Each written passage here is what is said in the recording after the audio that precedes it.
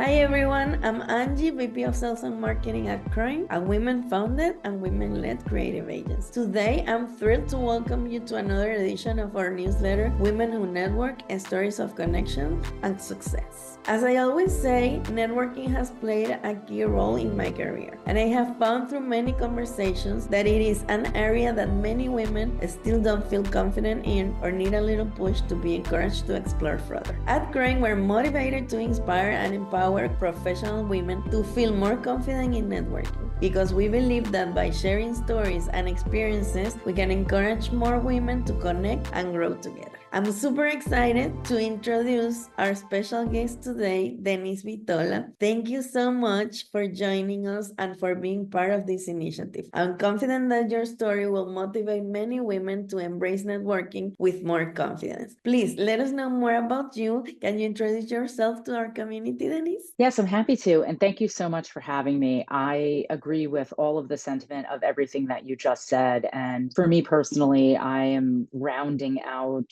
2.5 decades of working in the marketing industry. And at this point in my career, I'm doing everything I can to pay it forward. And I truly believe in helping other women stand up and be taller and have a louder voice and take up more space. I've learned a lot through my journey, good things and bad things. And if I can help people avoid any potholes and just go on a path of clarity and service and serving themselves as they serve others, then I truly believe we will all be better together. So as I said, I started in marketing a couple decades ago and have worn various hats throughout my career, working on some major brands like P&G and Unilever and eBay, Puerto Rico tourism. I worked at Bayer for 5 years. I also work in digital media and influencer marketing. And right now I'm at an influencer marketing agency called Linkia. So as the world changes and we're all on our devices all the time, so should your marketing tactics. So that's why I'm working in the influencer industry solely at this point in my career. That's amazing. Thank you so much for sharing that. It's so exciting because I've been following you on LinkedIn, and the information you share about the events you go to, it's pretty cool and amazing. So let's dive right into your story. How has your approach to networking evolved throughout your career? So we all hear it, right? We're in college and our professors are telling us you have to network. It's about who you know. And you're a very young, minded person where maybe you're like,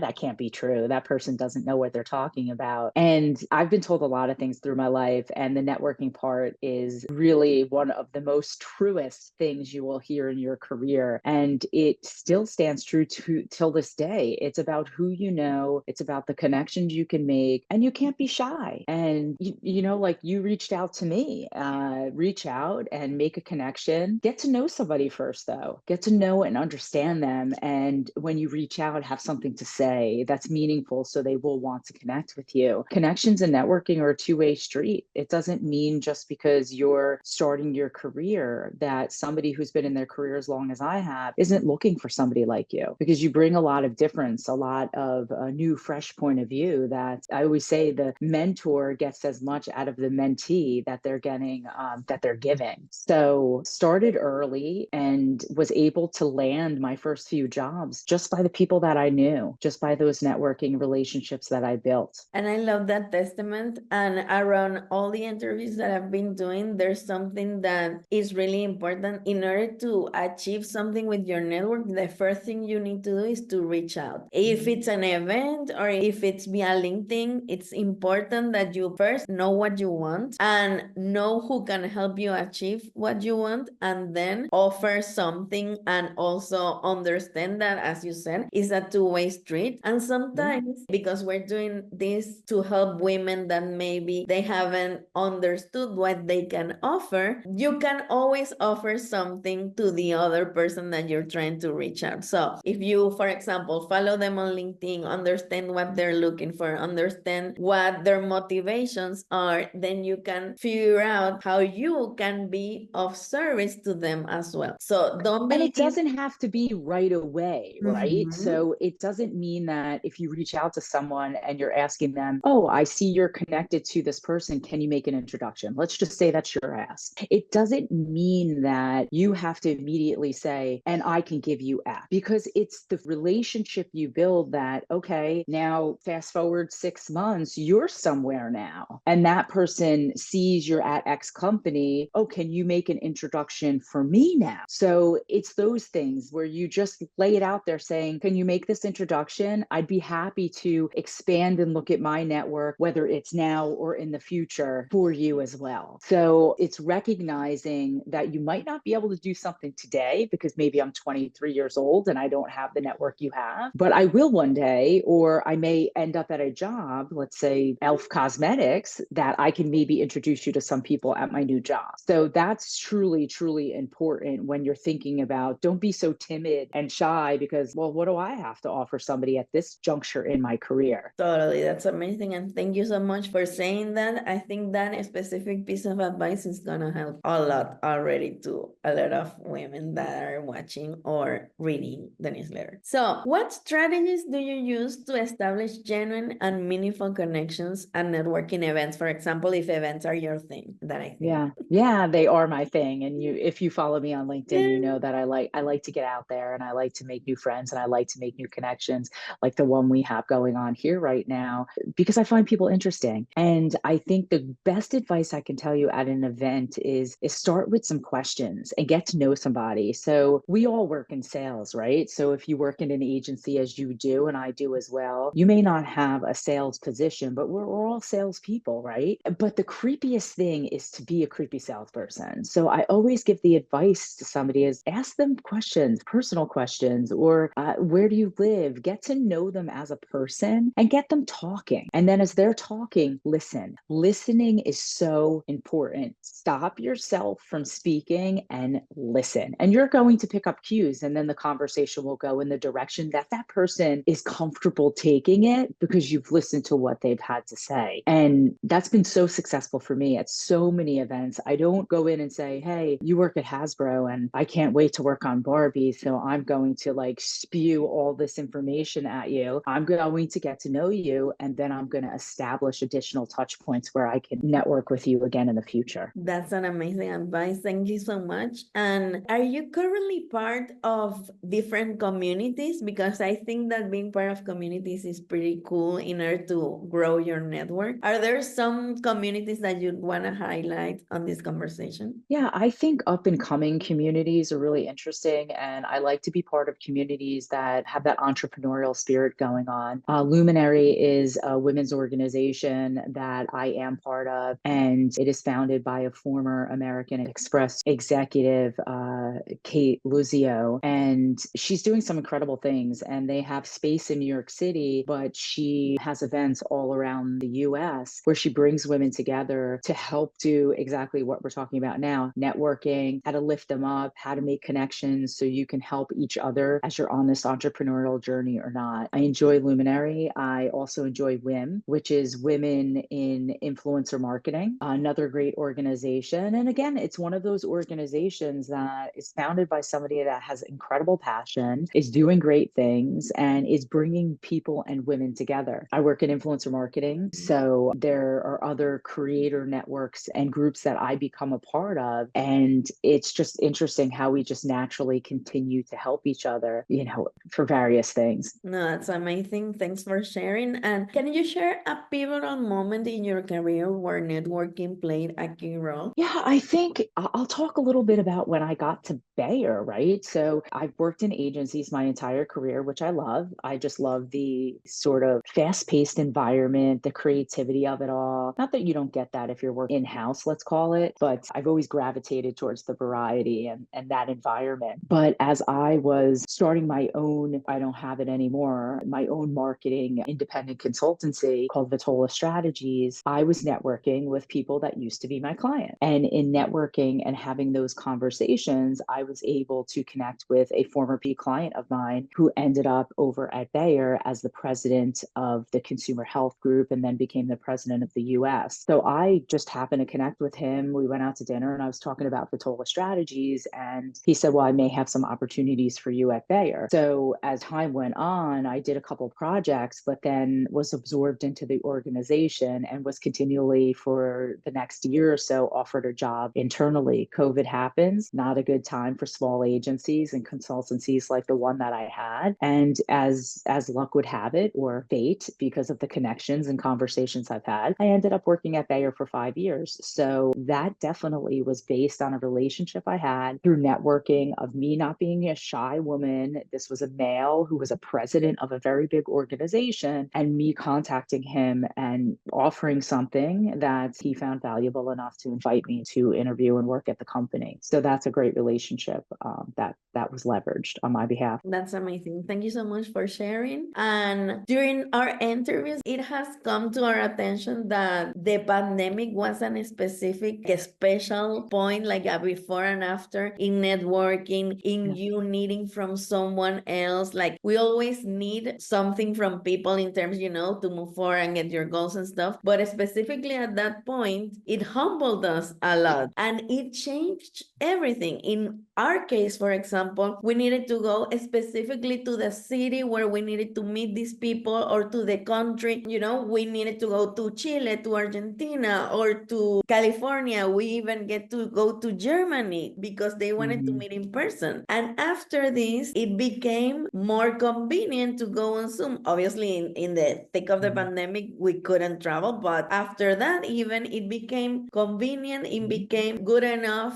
conversational journey and a good enough meeting. And that's part of why we can do this specific project, because we've been meeting with people from Boston, Miami, Europe, and it's been great. So for you, before the pandemic and after, do you see this a huge change, and how has it affect your networking experience in general? Yeah, I did, we all do, but I think exactly what you said. It showed us that there are other ways of working, and the world can become smaller for all of us and connect us in different ways. That human connection is always, it's a desire and it will be there. So I do enjoy going to events and seeing people face to face, but that's not the only thing and the only way. And I wouldn't be able to meet so many people if I didn't have that opportunity. So I like how it made the world smaller, and people are more accepting now of these video conference calls, of people working remote. I know there's hybrid situations and people have gone back to work, but there still are agencies that are completely remote. So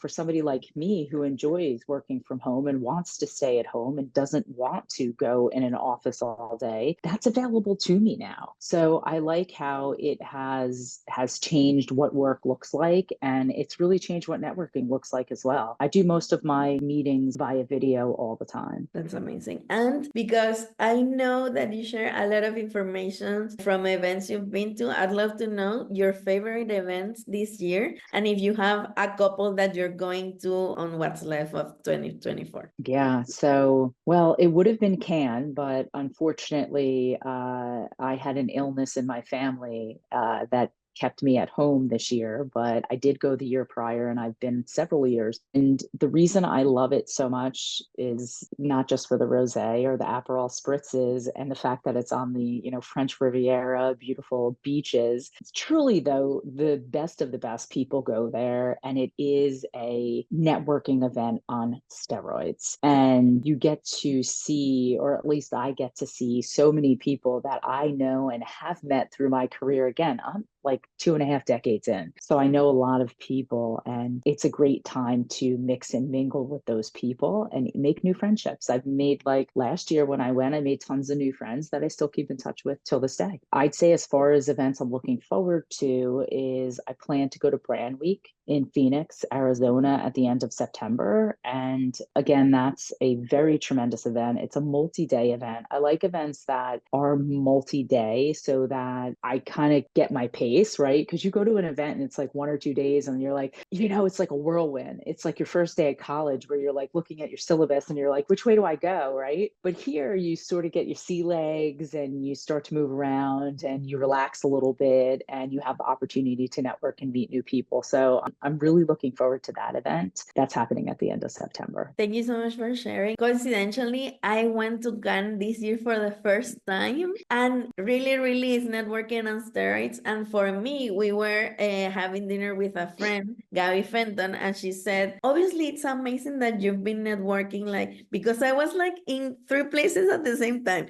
It was crazy. Yeah. And she was like, obviously, it is great. Networking is amazing. But you guys should go to the award shows. You should go to a couple of speaking sessions and stuff. And the team, because we were 3 from CROING, we were like, it's true. And we started going to the award sessions and we couldn't stop. We went every day. It's so amazing. And also, obviously, the networking is great, but also thinking on that, like when you go to events to network and meet new people, also take into consideration what the event offers in terms of the speaking sessions, talks, and all, because you can also learn a lot from that, get amazing advice, and meet people there as well. So it's pretty cool to also take that into consideration. Yeah, it's a great point. Yes. And also, just to finish it up, Denise, so happy to have you. What advice would you give to women who are just starting their professional career or are hesitant to engage in networking? Well, let me start out by saying this is unfortunately, not everyone is going to help you. And I learned that the hard way and I still learn it, right? So again, I try to, and hey, anybody listening to this that knows me and maybe I didn't help you in some way, call me out on it. But I find that you'll send some emails or messages, and I'm sure you've been faced with this as well. Just respond. Just say, this doesn't work for me, or thank you, but no thank you. There's something to be said for that. And I think that as women, we're really trying to lift each other up. So if another woman, especially somebody who you've met, reaches out to you and is asking for something, thank you for reaching out. I'm sorry, I won't be able to help you. You have to do that. That is your obligation. And it will, for people that are starting to, the reason I tell that first is because when people start to network, you're going to think that, because when you come off of high school and college and those moments in time, everyone's talking to everybody, right? And then you're going to begin your networking in your career and you will meet people that are unresponsive, people that don't want to help. Maybe they can't help, but you're going to reach some barriers. But I don't want you to be discouraged. I don't want you to stop blazing your trail because you've met with people that maybe aren't the right kind of people to network with. Continue. You'll find your people, you'll find your tribe, you'll find your squad, and then you'll get to where you want to be. But there are people out there that, shall I say, they're a bit despicable. I'm not sure, but they're not putting love and kindness out there, but you will find the ones. You throw enough out in the environment and you will find your people. Wow, that was amazing, Denise. And it's something that also it's a great point to make when we're talking about networking, because you're doing it, but you don't know who is interested in what you're saying or who needs what you're offering. But it is important for you to know, I always say this because it's really important for you to know that what you're offering, someone is needing out there. Yes. And you just need to find that someone, and that someone might not be right in front of you or in the specific event that you went to that day. But if you, after going to these events or after getting to be part of these communities, start understanding who is more like your tribe, as you're saying, or what event was more meaningful to you than other, then you can refine your strategy and move forward with that, understanding always that you have a lot of value to offer. So I think that is a great way to end this interview. Thank you so much, Denise, for sharing your incredible insights with us. It's truly inspiring to hear how networking has shaped your journey. To all of you listening or reading, remember your network is your net worth. And stay tuned for more inspiring stories in our next edition of Women Who Network, Stories of Connection and Success. If you want to be part of or propose someone for this space, please email me to Angie@CROING.com. And until next time, keep networking and growing. Bye.